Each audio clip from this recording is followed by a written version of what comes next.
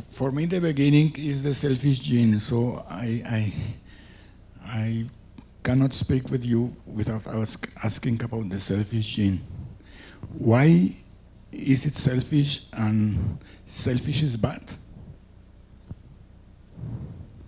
The selfish gene applies to the gene in its role in evolution. Evolution, natural selection, is all about the differential survival of genes in gene pools. What's significant about the gene is that it is potentially immortal. The body is not. The body dies, and the only thing the body leaves behind in the way of important information is the genes. So the entire enterprise of life, the meaning of life, is about the propagation of DNA in the body. The body is built by the DNA that rides inside it. I've called it the survival machine of the genes. The genes are immortal in this sense. We living creatures, all creatures that are alive, can look back on an unbroken line of successful ancestors. Not a single one of your ancestors failed to achieve at least one heterosexual copulation. And that means had to live long enough to grow up and to reproduce. That means that all your ancestors had genes which were very good at keeping the body in which they rode alive. The selfish gene is about the genes as opposed to their rivals, their rivals in the gene pool, the so-called alleles, which in a way is the competing element in the natural selection process. Previously, people had thought that natural selection was about the differential survival of species or groups.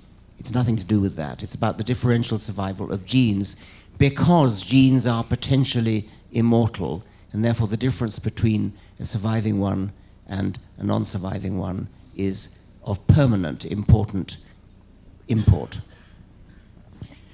Yesterday, Father Remolina, after recognizing that Adam and Eve never existed, suggested that the selfish gene is in fact the original sin. What do you think about it? Well, of course, Adam and Eve never existed, and no serious theologian would ever suggest that they did. Original sin, I think I recounted in Bogota that when the selfish gene came out, two clergymen of my acquaintance, both the chaplains in my Oxford college, said it reminded them of original sin. The clerical mind thinks in terms of symbols and allegories, and so this is natural why that should appeal to them. I don't find it a very helpful way to look at it, but there it is, it's there. This park is a very good effort for the promotion of science. We unfortunately in Colombia have a very low investment in science and technology, maybe the lowest in the region. And basic science is, as you may imagine, the most abandoned child. I found enlightening your criticism of the non-sticking frying pan approach to funding science. Could you please explain us? My profession has been public understanding of science, and I've distinguished two distinct schools of promotion of science literacy and the excitement of science. One is what I call the Carl Sagan approach, which is looking out at the galaxy, at the universe, looking down a microscope at the beauty and elegance and complexity of the living world, the sheer size of the universe, of space, of time. This is inspiring, this is poetic, this is why I think Carl Sagan should have won the Nobel Prize for Literature, and I think it's about time a scientist did. The non-stick frying pan approach comes from the fact that the space exploration enterprise was justified in the minds of some people by the fact that one of the spin-offs of the space enterprise was the non-stick frying pan, as though somehow science has to be useful, and preferably useful on the most mundane, ordinary, boring level, like non-stick frying pans. That's not the way to promote science, in my view. I don't like the idea of promoting science by making it constantly down to earth, constantly mundane and connected with everyday life. I prefer to see it as a work of art, a work of great literature, poetic. So that's my distinction between the Carl Sagan and the non-stick frying pan approach.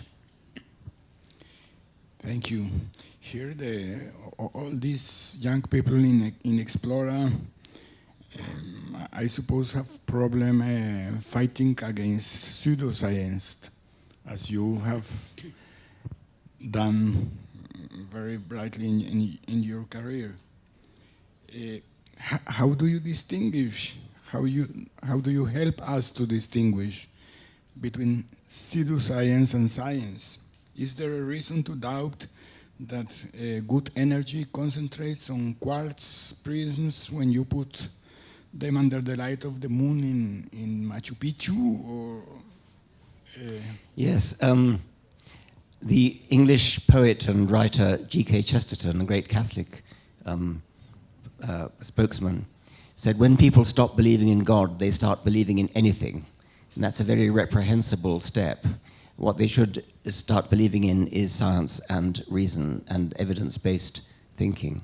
So it is true that as religion declines, there does seem to be a tendency for people to believe in anything, believing in nonsense like homeopathy, telepathy, psychic powers, psychokinesis, ley lines, crystal energy, and things like that. The word energy is one of the most misused in the language. Energy has a rather precise meaning in physics, the capacity to do work. But it's become used for some sort of mystical, something that flows out of crystals or out of human beings with certain psychic powers, that kind of thing. It's very easy to debunk this sort of nonsense. You just subject it to rigorous scientific testing. The Center for Inquiry, which is the organization that my foundation, the Richard Dawkins Foundation for Reason and Science, has just merged with, has for a long time had a $100,000 prize for anybody who can demonstrate under controlled scientific conditions that they have psychic or supernatural powers, and the money is still unclaimed. Well, it's very frequently claimed, but never actually won. Yes, I mean, it's not difficult to test. What you do is you do a double-blind trial where nobody knows what the difference between, say, the control and the experimental is, and under correct double-blind control conditions, all these things fail, like dowsing, for example. I've taken part on television with an experimental test of water divining, dowsing. And these water diviners flocked to be tested, and they were all totally convinced that they could do it, but under double-blind control conditions, when they were not allowed any external cues at all, they failed. And they were very upset. Some of them actually literally wept because they were so upset. It's a lovely anecdote which I heard from Kendrick Frazier, who's one of the officers of the Center for Inquiry, that he once took part in a double-blind control trial of homeopathy.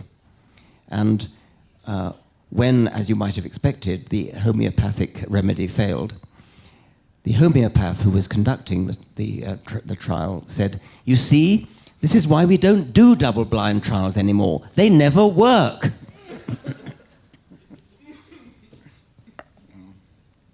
You're right. In a recent tweet, you have reported on a Californian that intends to launch a rocket with himself inside to prove that the Earth is flat, that all these pictures from NASA are simply a conspiracy for some kind. Do you think that it is feasible to convince people that think that the Earth is flat and that it is 6,000 years old, to convince them elsewhere? And additionally, and this is a kind of message to the young people here in Explora, you don't have to do the effort you are doing to convince people. Yeah. Why are you doing it? Well, in the case of the flat Earth people, you can't help feeling it's a joke. This man, there's a story in the newspaper about how he built his own rocket to launch himself out, not into space, but out up there, in order to prove that the world is flat.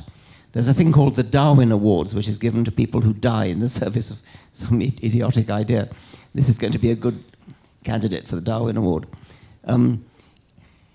I would bracket belief that the world is only 10,000 years old with flat earthism. They're both equally absurd, but they're not quite so obviously absurd. It's possible for a reasonably sane but ignorant person to believe that the world is only 10,000 years old. I think that anybody who believes the world is flat actually has to be insane or else just joking.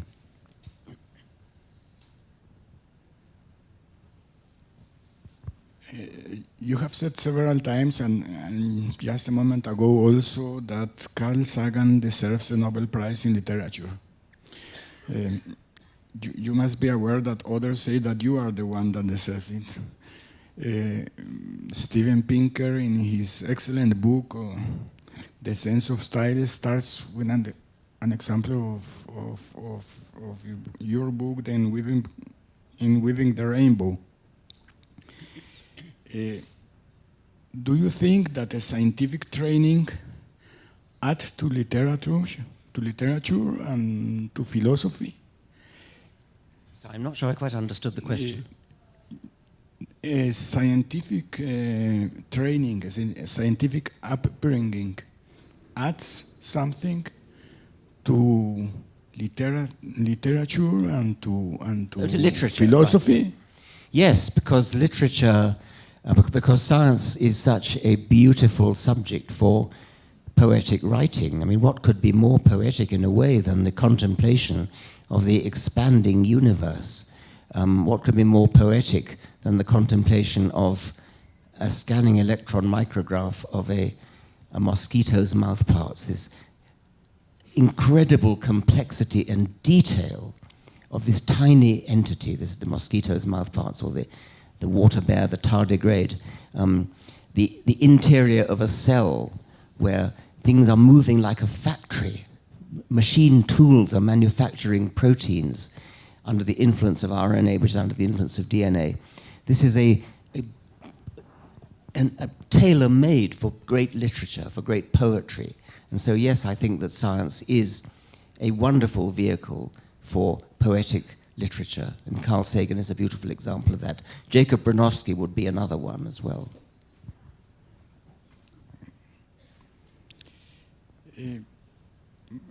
Related to this, you have said once that nature, fortunately or unfortunately, is indifferent to anything so parochial as human values. How we can do good science and also enhance our moral system, our ethics? Well, we do need a lesson in humility, and humanity has had many lessons in humility for many centuries. When we discovered that the world is not the center of the universe was one, when Darwin showed us that we are cousins of apes and indeed all other animals and plants. So yes, we are a very local little phenomenon on a small planet around a rather small star in a very ordinary galaxy. This is very salutary and a very good lesson for us to learn.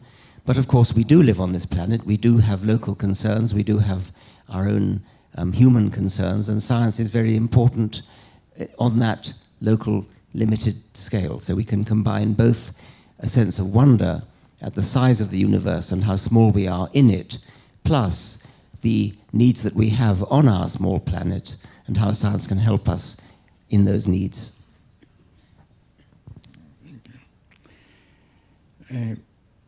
I promised not to ask anything about religion, because you must be tired of speaking about religion, but anyway, there is something that I would like to ask. I define myself as a Jewish atheist. I know. Sorry? Jewish atheist. Right, okay. And I know that your friend Mariam Namazi defines us as ex-Muslim atheist, and you have written on atheist for Jesus. The question is, there is no something important in religion that even we atheists have to define ourselves with the God that we cease to believe in? Rather few people call themselves Christian atheists, which is an interesting difference. Not quite sure what that's due to. But nevertheless, many ex-Christian atheists do still have a certain nostalgia for Christian ritual and hymn tunes and Christmas carols and that kind of thing. I count myself, I suppose, a Christian atheist in that sense. But it's very important not to be misunderstood in thinking you believe in anything supernatural, which of course I don't. And I think it's rather important that people who are Jewish atheists should put some stress on the word atheist, because otherwise people will run away from the idea that being Jews, they actually do believe in the God of the Old Testament, which obviously you don't, nor did Einstein, nor do many of almost any, I suspect, of the very distinguished Jews in the world of science. The number of Jews who have won Nobel Prizes is absolutely astonishing. It's something like a quarter of all Nobel Prizes in science have been won by Jews. But of course, those are not believing Jews. A few of them maybe, but most of them will be like you, Jewish atheists. And I think it's rather important to make that distinction.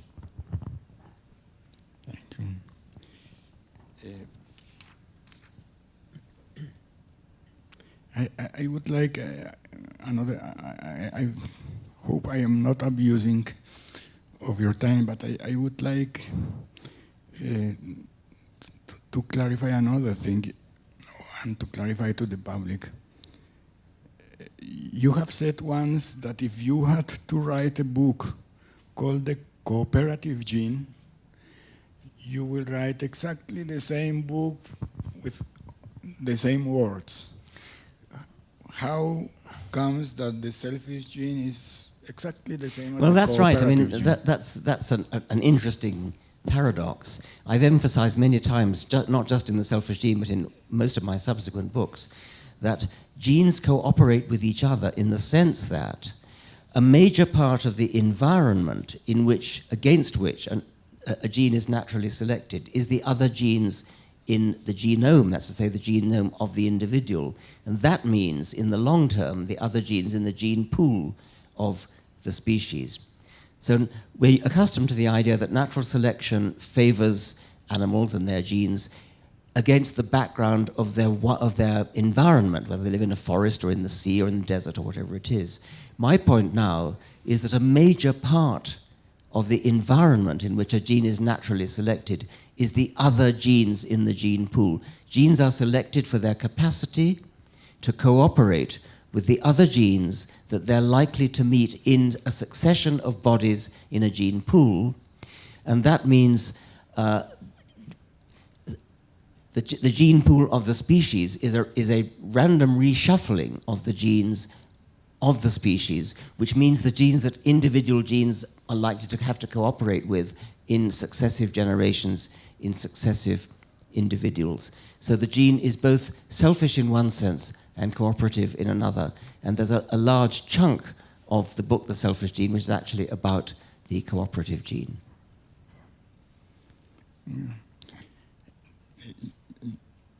You are very good at titles. I suppose that you know it. The titles of your books are really excellent, every one of them, and very good also at inventing terms. And one that has been very successful, it's meme. I don't know if you realize how a successful meme is meme. In Spanish, we pronounce it meme, and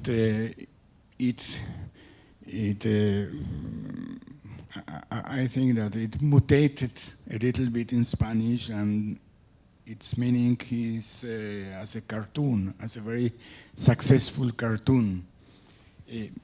Are you firm in the parallel within the biological and the cultural evolution as you described with the meme? It's an analogy. The book, The Selfish Gene, is all about the gene as the unit of selection, the gene as the thing which survives through generations. But natural selection is potentially a more general phenomenon than that. And it can happen in anywhere where things are copied. The thing about DNA is that it's copied. It's a replicator. There are other kinds of replicator. A cultural replicator is something that is copied, imitated from brain to brain, via the media, via printed word, by the written word, by the spoken word, imitating clothes fashions, that kind of thing. The teenage use of the word meme, which is this cartoon with writing on it, is just one very small, very particular example of a meme. But I'd like to raise this one more question about the title. You were kind enough to say I'm good at making up titles. I'm struggling at the moment to think of a title for my next book, and I'd like help on that. The working title is Atheism for Children. And I'm not sure the publishers are going to go for that. And so I'm looking around for possible alternative titles. One possibility is Mum, I Think I'm an Atheist. Any suggestions from the audience as to a good title that will both please publishers and sell the book? Well, that's his homework. That's a homework. That's homework, yeah. Yeah, perhaps I shouldn't have introduced that at this stage, but anyway. I apologize. I promised to do only 4 questions, and I am over them. But anyway, I would like an additional one. I was more or less a year ago in a conversation you had with Julia Sweeney in Indianapolis. Yes. It was a gloomy day. It was the day after the election after Trump's election in the United States, so the public was quite in low spirit. But in one of the questions of Julia Sweeney asking for advices, I wrote your answer. Your answer was, your advice was education, education, education, critical thinking, statistical thinking. So I was very happy with your advice, and I came back to Colombia and I said, Dawkins says that thinking and that education, and so on. And somebody told me that this was a recipe for rich countries, that we have other more urgent needs. Do you think that the recipe is also good for us? Yes. I mean, first of all, I think that nobody who's educated or intelligent or capable of critical thinking could possibly have voted for Donald Trump. But your question about whether education is a good recipe for developing countries, of course it is. The evidence is very strong that in those places where there is plenty of education, everything works better, poverty goes down, religion goes down. It's all to the good. Thank you very much. I would like if you want to give an additional advice to these young people working in science and trying to promote science among children and in the whole population. Science is exciting, science is inspiring, it's also useful, but the most important thing is that it's a great aesthetic experience. It's something that nobody should die without understanding first. Thank you very much.